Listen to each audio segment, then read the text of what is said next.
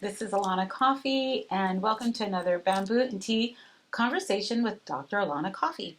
I'm so excited today to introduce my tennis partner this year. Thank you so much, Bonnie. She carried me through the whole tournament. It's the first tennis tournament that I played in 3 years since really the pandemic. And I got to know this extraordinary woman, and I just wanted to have a conversation with her and invite her into our space, our Bamboo and Tea space. And so Bonnie Deegan, thanks, huh? Yeah. Yeah. I mean, we didn't win, Yeah. but We had fun. we had fun. We had a lot of fun. Yes. Yeah. Yes. I think it should be said that we didn't really win, though. But we didn't win, but yeah. we showed up and we played our game. And we wore if we skirts. continue to play more, I'm so sure. Tennis partner, thank you so much again for your good spirit, because we were competitive. I thought we were competitive, but we didn't win, but that wasn't the point. We had a really good time. So. That was the objective, is to show up and have fun and play as best as we can, and I think that we did just that and more. I think so too. Yeah. And not to get an injury. I was just trying to not fall and injure myself because, it'd been a while since I played, right? Yeah, so exactly. We did good. And, it's those conversations between, the games and from the court to the locker room that, so Bonnie, what do you do? That really made me think this would be a good thing for my Bamboo and Tea audience to hear and to just kind of know about, because you do something very serious, yet you yourself so playful and light that it's approachable, a very serious subject. Mm-hmm. You make it so approachable. Mm-hmm. And I just felt like I wanted to talk story with you more and, tell all the people everything that Bonnie does. So, I would like to know a little bit more about that. But before you get into that, who's your favorite tennis coach? Roberta. You mean Roberta Russo? Absolutely. We won't tell Ty. He'll get upset. I know Roberta. I don't know Ty. Okay, yes. She took good care of all of us, so that's really fun. Yes, yeah. Right. So what do you do? Hawaii is your home, and say more. What are you doing? So I'm in the line of helping families when they lose a loved one, how to cope with that, and laying them to rest. Mm-hmm. And I got to tell you, it's one of the most rewarding type of work I've ever done. Mm-hmm. And I was seeking something like this before I got into this business. Yeah. How long have you been in it? I've been in it for about 11 years. Oh, okay. Oh, long. Yes. Long enough to know. Yes. Yeah. Yes. Yeah. And you've chosen to stay. I've chosen to stay. I don't think I've worked as much or as hard as I do in this line of work, but it doesn't feel like work. Oh, wow. Wow. I look forward to going to work. Oh. I enjoy the people that I get to work with. Mm-hmm. I really value the families that we get to help. Right. And making a difference. Oh, my goodness. When death occurs, we're there to help families. We meet with them. We learn what it is that they want for their loved one. Some know, most don't. Most don't. And the reason for that is because they never had a chance to talk about it. Mm-hmm. Mm-hmm. See, this, I get a little even anxious just thinking about this subject because, we're talking about our loved ones, right? Mm-hmm. And what do you suppose the barriers are for having those conversations? The barriers are just denial. It's having that conversation is one of the most difficult conversations to have. And unfortunately, the timing of having that conversation is also a factor, because you wouldn't want to have that conversation when your loved one is on the tail end of life. Yes. For the listener or the audience say why not? Because in my practice as a psychologist, I'm finding that people are waiting till till the end, and those conversations are much more challenging to have. And a lot of it is because a person may not be fully available to have the conversation psychologically. Psychologically, Yeah. emotionally. I encourage families to have this type of discussions when they're most sound-minded. Oh, wow. Is there like a cheat sheet? Yes. Not. Yes. Really? Yes. What Yes. is it? Well, so the cheat sheet is talk to a professional, have a professional, just like when you want to build your wealth, who are you going to turn to? Your wealth manager. Right? Right, yeah. Yeah, when you need to do your taxes, who are you going to turn to? Your accountant, right. You know, when you want to put a trust together or a will together, who are you going to talk to? Yeah, your attorneys. Yeah. So by having a professional be there with you to walk you through is a good start. Yeah. And how does one find a professional? I mean, I know you work for Hawaiian. I work for Hawaiian Memorial Park. However, we're not the only game in town. And just talking to a professional and how you find a professional is there's in the industry you've got mortuaries and you've got cemeteries. Okay. Mortuaries, the staff there takes care of all the mortuary services. What your disposition's going to be, casket burial, cremation, burial. Okay? And so the mortuary will take care of that. So talking to a mortuary about those needs is a good start. And if you want to do a burial, what cemetery do you want your final resting place to be? And contact a counselor there to find out, what kind of options are available. It's also very helpful to know that it's families find it much easier to work with somebody who can offer both. Oh, I see. And there are companies that can offer both. Does Hawaiian Memorial Park offer? We are, yes, yes. And in fact, and that's one of the things that I'm really, really pleased about is our company, my department, which was developed in 2019 because of the acquisition that we made at that time. Our Hawaiian Memorial Park Cemetery now also has a mortuary there.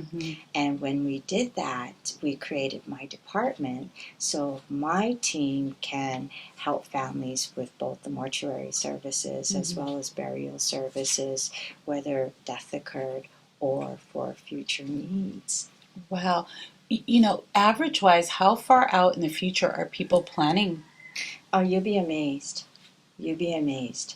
It really, you'll be amazed. I find that when we help families because death occurred and there wasn't any plan or discussion ahead of time and they're dealing with it right then and there, they're starting to understand the importance of it.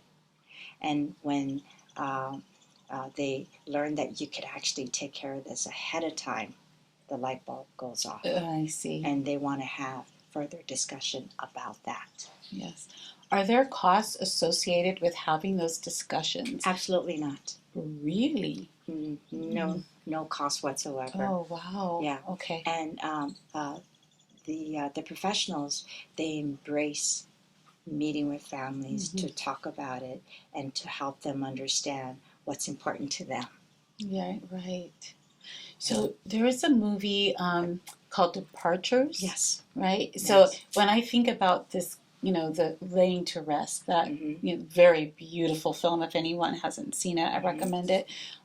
Those are the kind of images that come to mind. So is that the mortuary part then? That is correct. Okay. Yes. So the mortuary handles picking up the loved one from wherever passing took place and bring them to the mortuary to render services. And then from there, if there's going to be burial, then the mortuary provide the necessary vehicles to transport the loved one to the burial site. Things that we just don't even think about. Right. I mean, vehicles. Right. You know, at Hawaiian Memorial Park, and I know there are others, but just in your, what you folks see, what kinds of different cultural customs do people bring for that preparation? Our park is so central and welcomes all backgrounds and cultures. And for that reason, we have 200 acres there. And of the 200 acres, about 85 acres is usable, right? And we have various different gardens for different backgrounds. We have like the Catholic area, the Bali, Baha'i,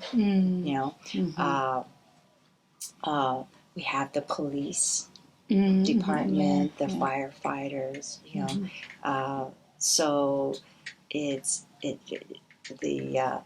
Chinese, the Dows, Wow. so we welcome all backgrounds, and because of that, we see so many different services being performed because of it.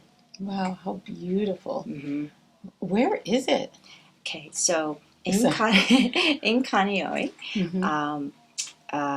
you know where Kola Golf Course is? Yes. Right across. Oh, yeah. Yeah. Veterans, Hawaii Veterans Cemetery is right behind us, and our company actually donated the land to the state to do that cemetery. Wow. Yeah. Oh, no wonder you have such a good spirit, because you're doing really beautiful things. I mean, it's constant, like donating, and I mean, just really help. Like, you're a counselor. Do you see yourself this way? Counselor, advisor, whatever is needed at that time. This line of work definitely causes me to be present, to understand what our families need, so we can make it happen for them. Amazing. So as a psychologist, I may see things happen in my own family and offer, my 2 cents, and they're like, oh, we don't want to hear that. So how have conversations been with you and your family members around family planning this way? Are they like, oh yeah, Bonnie, works at Hawaiian Memorial Park and we can use her, to inform us, or are they shying away from it? I don't have a family of my own because I'm an only child, and I laid my mom to rest, so she was my only blood tie. Okay. Yes. And from it though, because there's 2 ways to look at it. Losing my mom allowed me to gain the whole world as my family. The only thing is I get to pick and choose who I want. Oh boy, I'm so glad you're here today. Thank you, Bonnie. And I'm really, really blessed to be married to a wonderful, wonderful man. Yeah. And through this marriage, I have an amazing family. I have 2 brother-in-laws, and I've always wanted to be the youngest girl and all brothers. So through this marriage, I got exactly that. Oh, all protective and doting. Right, exactly. And I love them dearly. I've talked about pre-planning because of the line of work that I do, and of course one ear out the other, until early this year, one of the brothers passed. I'm sorry. It's a learning experience, right? Yeah. And they were very, very grateful for me because of the work that I do, and I was also grateful that I could use my experience to help your help the family. family. Yes. And although my brother-in-law lived in Philadelphia, you know, our company is so big that we actually have a mortuary there. Okay, and I contacted the nearest mortuary to the hospital and asked them to pick up my brother-in-law and did everything over the phone, and then coordinated a cousin to receive the remains because he was going to be cremated, and everything was done remotely. Beautiful. And then my husband contacted the cemetery where his father's laid to rest, and we had him laid to rest. So they saw all that taking place, and they had a much deeper appreciation for how important this line of work is and the kind of effect that it has on families. Wow, Bonnie, thank you for sharing your personal story. I did not know that. So thank you for sharing about your brother-in-law and your mother as well. Thank you. And it does inspire me, to want to have these conversations with my family. I'm not sure how, we'll just maybe make an appointment, just schedule it and say, hey, you guys, let's go talk story a little Absolutely. bit. Yeah. Absolutely. That's one thing that I want to also leave you with is there is a booklet that we give to families, and it's I think it's such an important booklet because it talks about your wants and wishes. It's your instructions on what you want. So when that time comes, your family knows exactly what to do to honor your wishes. And it's a personal planning guide. And I was thinking about bringing it with me, and I don't know why I didn't, but I'm going to give that to you. Oh, thank you. Yeah. I'll see you at the courts with that. You were also mentioning another book you were really excited about. Look at her face. She brightens up. Yes. Recently, one of my coworkers turned me on to this book, and it's called The Go-Giver. The Go-Giver. Go-Giver. And instead of the Go-Getter. Right. Yeah. Go-Giver. And it just made sense to me. The title was, I need to explore this book. So I went to Audible, and sure enough, I had it there, and I got it. And in one morning, I was able to complete the book. I couldn't put it down. Oh, It was that good. It was what was awesome about this book is, instead of go-getter, it's when you put your earnest interest of who you want to help first, everything else will fall into place. No ulterior agenda, motive. It's what can I do to make a difference? Now that's the kind of work that I do anyway. But this reaffirms it, and I got so much out of it that everybody around me, I'm telling my bosses, you got to read this book. You walk around, the courts like that, so very generous of spirit. You're very kind and gentle. And she's just a little slip of a thing. You can't really tell. Maybe her sitting there, tiny thing, but very strong, and principled and determined. But this outside is so very welcoming. You would never know that you're handpicking your family because you're just like very hospitable and warm. So I heard you though, but it's a beautiful thing. And thank you so much for agreeing to have this conversation. And and again, I just want people to take care of their families the way that. The way we're talking about, the way that they can, and to maybe not be so afraid of it, but we get to celebrate and appreciate our family, and we'll be able to do more if we plan it ahead of time. Definitely. Hard conversation. It makes all the difference in the world. Wow. Yeah. Beautiful Bonnie Deegan. So pretty girl. All right. Alana, thank you so much for inviting me. Oh my gosh, I'm you're welcome. really glad that we get to work. that we're doing this. Me too. Me too. And let's just get back on the court. I'll see you next week. You got it. Okay. Okay. All right. Thanks, Bonnie. Bye, Bon Bon. I call her Bon Bon. I'll see. Anything to make you laugh. Okay. Aloha. Okay. Bye. Thank All you, right. folks. Okay.